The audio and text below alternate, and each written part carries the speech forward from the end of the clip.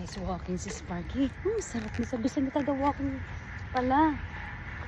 Yung sinasabi na naglalakad kay Sparky. Nung umuwi kami ng Pilipinas, halos 1 month kami. Sabi niya si Sparky gusto daw ang maglakad-lakad. Eh ako, di ba, nakikita niyo yung live ko lagi noon. Pag dinadala ko sa dog park, naglalaro lang siya. Iba na yung gusto niya ngayon, walking na. Ayan, enjoy na enjoy yun.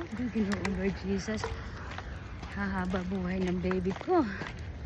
Makakasama namin to. Nang matagal na matagal. Gustong gusto niya, nakakatawa.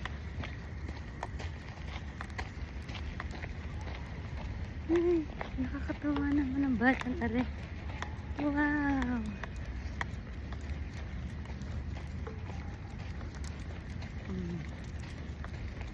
Nandito ako sa likod mo. Parang nararamdaman niya yung tali parang maluwag, parang hindi ako nakaano sa kanya. Hinahayaan ko siya maglakad. Hindi ka daw yung parang inuurog, hindi yan kagaya yan. Oh.